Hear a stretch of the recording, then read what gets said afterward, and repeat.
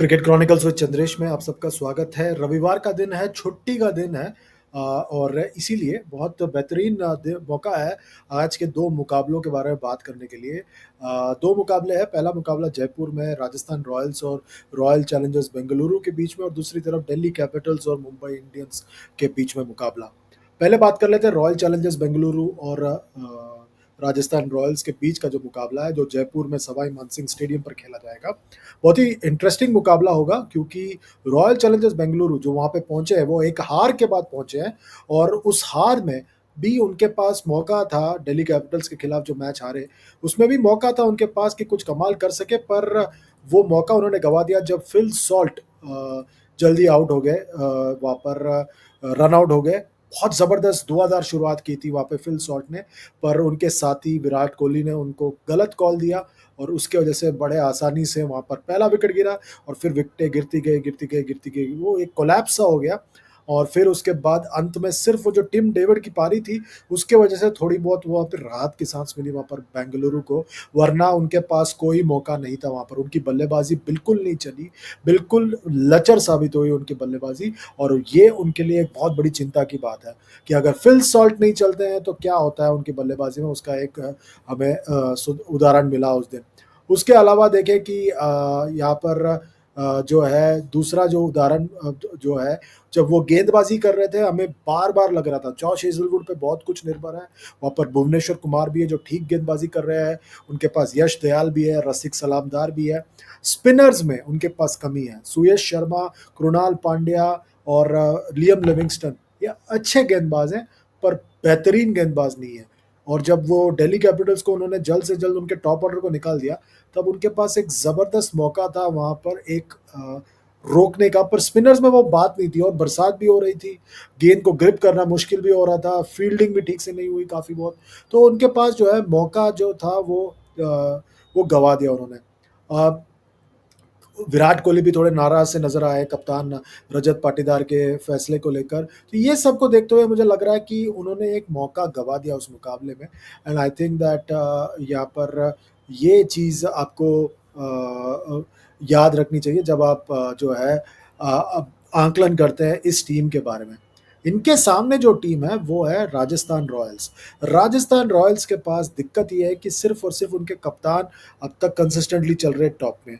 यशस्वी जायसवाल अभी तक नहीं चले हैं, ध्रुव जुरैल भी उतना नहीं चले हैं, रियान पराग और नीतीश राणा ने थोड़ा बहुत कंट्रीब्यूशन किया है, पर उस तरह से कंट्रीब्यूशन नहीं किया है, और बेचारे शिमरॉन हेटमायर बहुत नीचे आते हैं कि कुछ कमाल कर पाए। शुभम दुबे ने कोई कमाल नहीं किया है। तो ऑल इन ऑल इनकी बल्लेबाजी में कमज़ोरी साफ तौर पर नज़र आती है, जिसको वो बहुत जल्दी उनको सुधारना पड़ेगा, क्योंकि टूर्नामेंट में मुकाबलों का जो सिलसिला है वो बहुत जल्दी ख़त्म होता जा रहा है।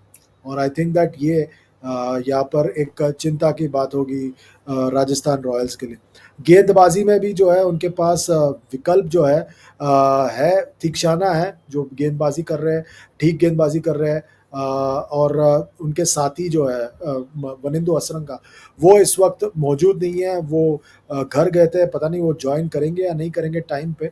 पर आई थिंक दैट ये सब चीज़ें जब आप सोचते हो, तब आपको पता चलता है कि कितने मुश्किलों में फँसा हुआ है यहाँ पर राजस्थान रॉयल्स। पर एक बात अच्छी है यहाँ पर राजस्थान रॉयल्स के लिए, कि जोफ्रा आर्चर फिर एक बार रफ्तार के साथ गेंदबाजी कर रहे हैं, और उन्होंने जो है बल्लेबाजों पर अंकुश कसा है अपनी रफ्तार के साथ। ये बहुत अच्छी बात है यहाँ पर राजस्थान रॉयल्स के लिए।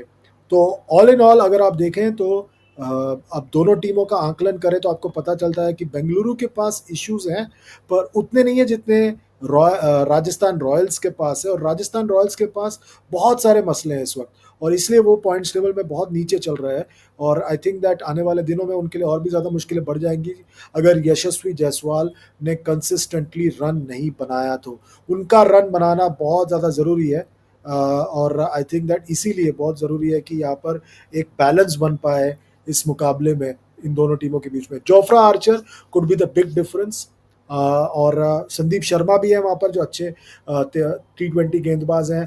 वहाँ पर फजल हक फरूकी भी है, पर ज़रूरी बात यह है कि जोफ्रा आर्चर और मनीष दीक्षाना साथ में गेंदबाजी अच्छी तरह से करें तो फिर काम बन सकता है वहाँ पर राजस्थान रॉयल्स के लिए। ऑल इन ऑल अगर आप मेरी बात माने तो बेंगलुरु का पलड़ा भारी है इस मुकाबले में, पर आप राजस्थान को कम नहीं आंक सकते इस मुकाबले में। अब बात करते हैं दूसरे मुकाबले की जो खेला जाएगा दिल्ली के अरुण जेटली स्टेडियम पर, और ये मुकाबला होगा दिल्ली कैपिटल्स बनाम मुंबई इंडियंस। और ये इस मुकाबले में फिर एक बार सबकी नजरें एक ही इंसान पर होगी, वो है हार्दिक पांड्या। हार्दिक पांड्या बेचारे अकेले वहां पर गेंदबाजी भी कर रहे हैं, बल्लेबाजी भी कर रहे हैं। ऐसा लग रहा है कि सब कुछ उनके ऊपर ही डाला गया है, सारा दारोमदार जो है उनके ऊपर डाला गया और उनको कहा गया कि आपको जो है यहाँ पर सब कुछ करना है। बाकी जो गेंदबाज है उन्होंने इस तरह से गेंदबाजी नहीं की है जिस तरह से हम उम्मीद करते हैं, और यही बात उनको चिंता, उसी बात का चिंता रहेगा। और मिचेल सैंटनर ने अब तक उतने विकेट नहीं निकाले जितने वो निकालने निकालने के लिए जाने जाते हैं। मुजीबुर रहमान ने उस तरह से अब तक गेंदबाजी नहीं की है क्योंकि मौका ही नहीं मिला उनको ज़्यादा। विघ्नेश पुतूर ने ठीक गेंदबाजी की है पर वो युवा गेंदबाज हैं। अश्विनी कुमार एक अच्छे गेंदबाज हैं, और उनके पास जो है वहाँ पर सत्यनारायण राजू का भी इस्तेमाल किया था। दीपक चहर ने बहुत निराश किया अब तक, बहुत ज़्यादा निराश किया है, and I think that that is a cause for worry कि दीपक चहर का करे क्या। और ट्रेंट बोल्ट, अब तक ऐसा लग रहा था कि उन पर सब कुछ निर्भर है कि वो किस तरह से यहाँ पर जो है वो शुरुआत में झटके दे अपनी गेंदबाजी के साथ, पर उन्होंने उस तरह की अब तक गेंदबाजी नहीं की, and that is a cause for worry. The only good thing for Mumbai Indians है कि उनके सबसे बेस्ट गेंदबाज जसप्रीत बुमराह फिर एक बार आ चुके हैं इस टूर्नामेंट में, और I think that's the best news so far for Mumbai Indians and also for यहाँ पर फॉर इंडियन क्रिकेट कि जसप्रीत बुमराह एक बार फिर फिट होकर वापस आ गए हैं। पर ऐसा लग रहा है कि बल्लेबाजी में उनके पास कमी है क्योंकि सूर्य कुमार यादव ने ठीक किया है पर उन्होंने मैच को क्लोज आउट नहीं किया अभी तक। तिलक वर्मा से बहुत ज़्यादा उम्मीदें हैं, एक मैच में उनको टाइम आउट रिटायर आउट कर दिया, माफ़ कीजिए, और इनसे और उम्मीद थी। अगले मुकाबले में उन्होंने मौका गंवा दिया और अच्छी मतलब एज इन बल्लेबाजी अच्छा कर रहे थे पर आउट होने के बाद जो है उन्होंने एक मौका गंवा दिया। पर सबसे ज़्यादा अगर किसी ने निराश किया है तो वो है भारत के टेस्ट और ओडीआई कप्तान रोहित शर्मा। अब इनसे क्या ही उम्मीद ना करें हम, 5 बार टाइटल जितवा चुके हैं पर पिछले कुछ सालों से उनसे उनके बल्ले से कोई कमाल नहीं हुआ, and I think that is a cause for worry if you are a Rohit Sharma fan. And I think that when I look at this lineup, मुझे लग रहा है कि रोहित शर्मा के ना चलने से बहुत फ़र्क पड़ा है इस लाइनअप को, बहुत ज़्यादा फ़र्क पड़ा है, and I think that they will be worried about that particular aspect.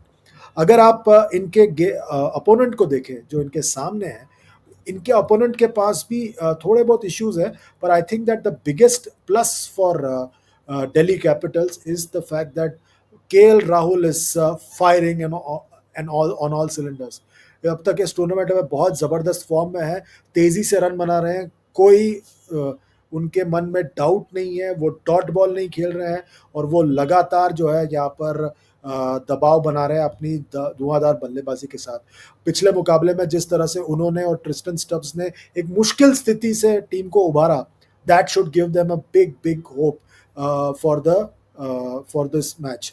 And I think that जब आप इस तरह के मुकाबलों में जाते हैं तो करंट फॉर्म बहुत मायने रखता है, और ट्रिस्टन स्टब्स और केएल राहुल के फॉर्म बहुत मायने रखेगा। जेक फ्रेजर मैकगर्क अभी तक पूरी तरह से चले नहीं है। अगर आप बाकी बल्लेबाजों का देखें तो फैफ दुप्लेसी भी उस तरह से चले नहीं है। पिछले मुकाबले में थे, उसके पहले वाले मुकाबले में नहीं थे वो। अभिषेक पोरेल ने अब तक कोई कमाल नहीं किया है, अक्षर पटेल ने उस तरह से कंट्रीब्यूट नहीं किया है। आशुतोष शर्मा का अब तक उनको ज़्यादा इस्तेमाल करने की ज़रूरत नहीं पड़ी है, एक मुकाबला उन्होंने जीता है अपने बल्लेबाजी के साथ। तो overall its been like a decent team performance without anyone except जो है राहुल स्टैंडिंग आउट, तो मतलब as in that's been a good thing for them. इनकी सबसे बढ़िया बात रही है उनकी गेंदबाजी, and I think that that is a big big plus for Delhi Capitals. अगर आप देखें तो उनके पास दो ऐसे गेंदबाज हैं जो विकेट निकालते हैं, top of the mark they've got Starc जो विकेट निकालते हैं, और बहुत ज़रूरी है इनका चलना यहाँ पर दिल्ली कैपिटल्स के लिए। अगर ये चलते हैं तो बहुत ज़्यादा दबाव बनेगा बल्लेबाज़ों पर। दूसरी तरफ जो है इनके पास एक ऐसे स्पिनर हैं जो कोई भी बल्लेबाज़ नहीं पढ़ पा रहे हैं और उनका नाम है कुलदीप यादव, भारत के सर्वप्रथम टी20 और वनडे गेंदबाज़।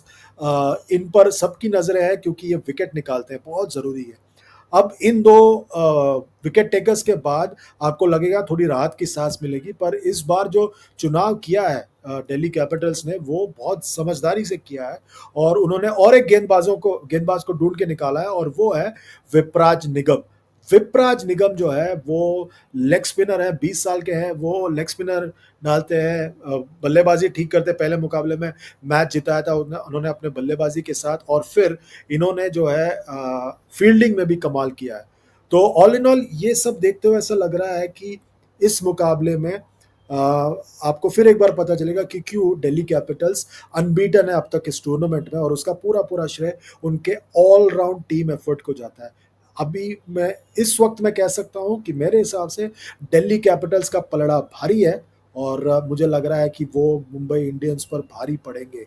पर कुछ भी हो सकता है मैच जब शुरू हो, क्या पता क्या हो जाता है। हम अभी तो इंतज़ार करके देखेंगे क्या होता है मुकाबले में, पर I think that Delhi holds the edge. All in all good match in prospect.